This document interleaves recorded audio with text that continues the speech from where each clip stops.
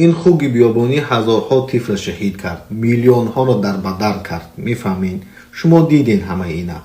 در این عصر و این تکنولوژی پیشرفته زود باور نشویم، اما خودی کانال های یهود اعلان کردن، یعنی تصدیق کردن که این خوگ بیابانی مرد است.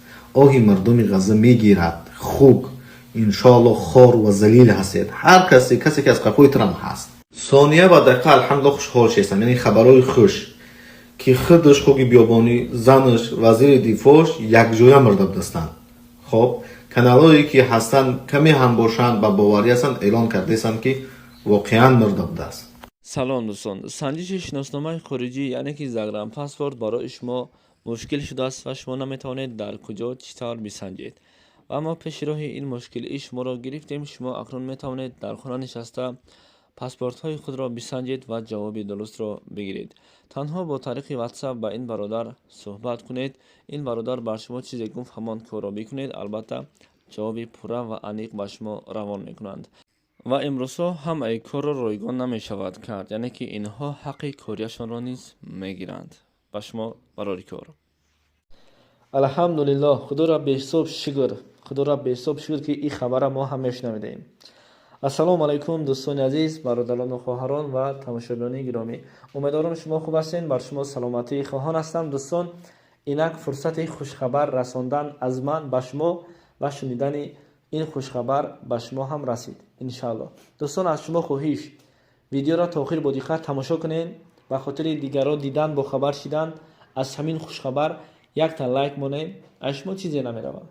و اینچنین در کامنتاری حتما دعای بعد این بدبختی کشف بکنین. ببینید که من بر شما یک خوشخبر رساندم که در این ماه مبارک و در این شب بزرگترین شبها، شب قدر است که البته شما سبب و باعث شنیدن این خوشخبر گشتید. هست صحیفه های اجتماعی که بعضی خبرها دروغ هستند، اما در صحیفه رسمی توییتر خبرهای دروغ را پهن نمیکنند.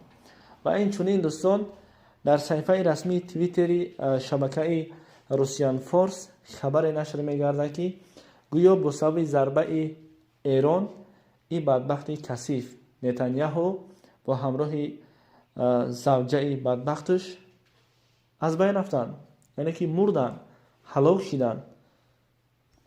راستی من وقتی این خبر شنیدم اینقدر خرسند شدم، خوش به حال خرسنده مردم فلسطین که به نهایت مردم فلسطین این بدبخت کثیف این قدر عذاب داد، شکنجه داد، این قدر کودکای بیگناه را کشت و اینا خودش در جهنم انشاءالله رحمان سوخته است. برای چی؟ برای که خداوند متعال نخواست که این بدبخت کثیف، این فاسق در همین شب قدر در همین دنیا باشه. خدا را به حساب شکر.